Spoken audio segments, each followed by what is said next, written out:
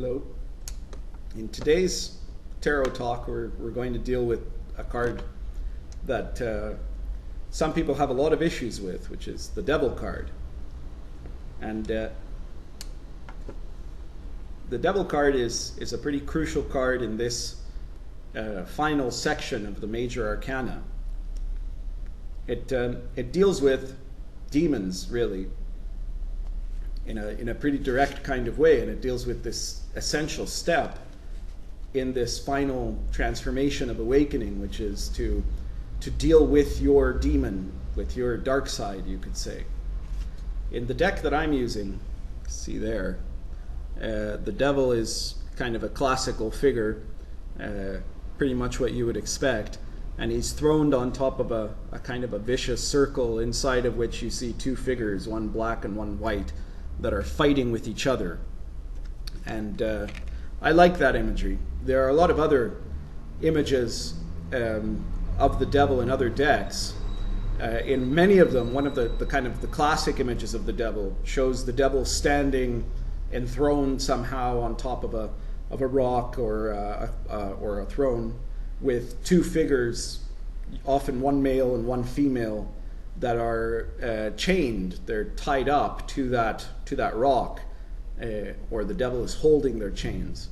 And so these are figures that are trapped, you could say, by the Devil. And of course, traditional kind of dogmatic thinking puts it as being a symbol of the Devil trapping people with their lusts or something like that.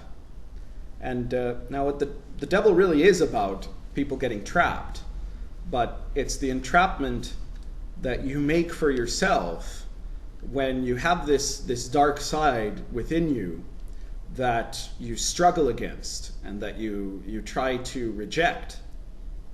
So it's similar in some ways to the Strength card, or sometimes called the Lust card, that was seen previously in the major arcana, which has to do with fighting against this kind of animal nature. Except this is kind of now a deeper perspective of the essential darkness of the human nature that is within you.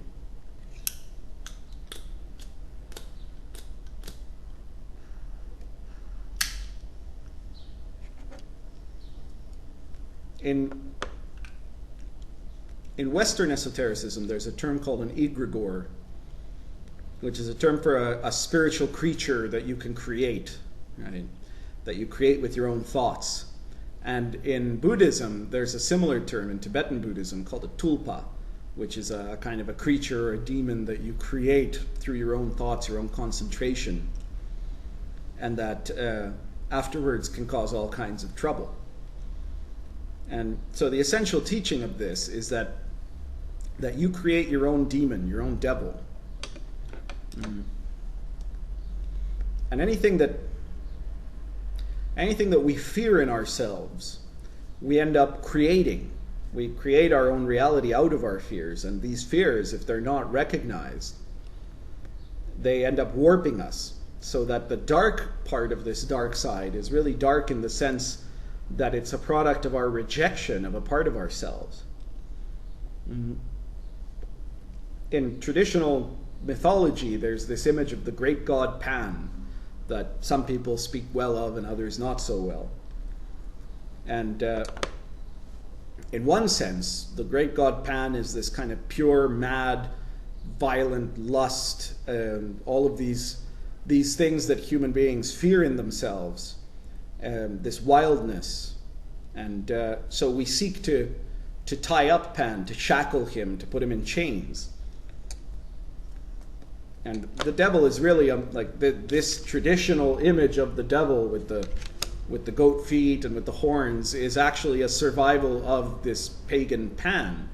And what those cards where they show a man or a woman or both chained to the Devil, what they say is that when you try to shackle Pan, what really happens is that Pan shackles you.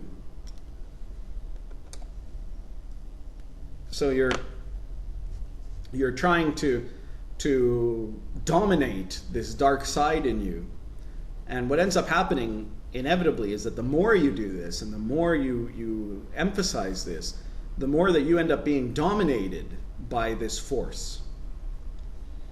The first step in it, the first element that leads to that domination, is that you try to disassociate yourself from this dark side. You think of it as something that isn't part of you, when in fact it is. Now, of course, some people end up worshiping Pan or the devil, right? They worship this mad, lustful element and call Pan the great god, right? And then others are terrified of Pan, and they look at Pan as the terrible god Pan. So the deeper mystery of the devil card is that you have to go through this process that I've already mentioned of solve et coagula, of dissolve and unite. You have to dissolve this sense of separation you have with your dark side and then unite to that so that it's not dark at all anymore, and in fact it never was. The first step to this is then to identify this side of you, to identify the devil within you, to identify Pan and acknowledge it. You can't do this unless you're willing to acknowledge that it is you. And then after that, the next step would be to embrace these parts of you, to embrace them consciously, to forgive them, and to accept them as a part of yourself.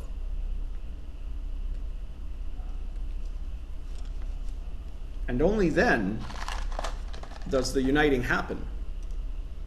But I really can't emphasize enough that you cannot do this. It will not work as long as you have fears or fantasies about this dark side just going away, about the great god Pan being trapped and shackled, right? Or about it being killed, and about transformation being a state where suddenly you don't have these feelings anymore, which is what a lot of people really feel. And some of them, even if they try to say consciously, oh no, I'm going to accept this, they really aren't on a deeper level.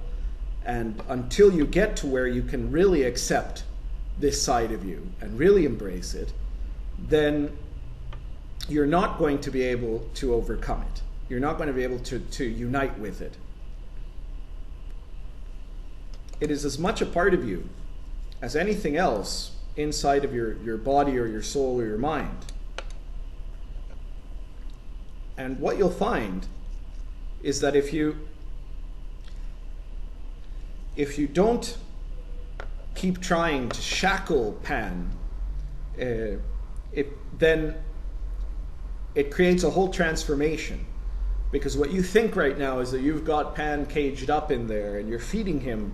What you're feeding him is this rotten meat from the most putrid parts of yourself, these darkest elements of you. And so that makes it terrible, and that's what creates this warped state within you.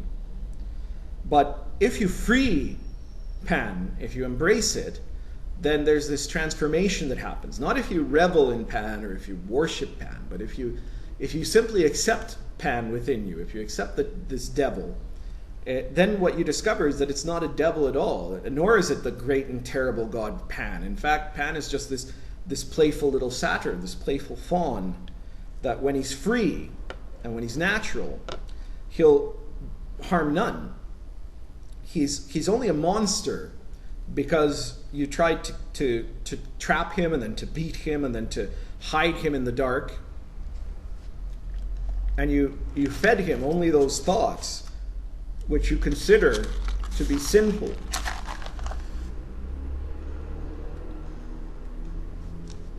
It's not a surprise then that your dark side is dark.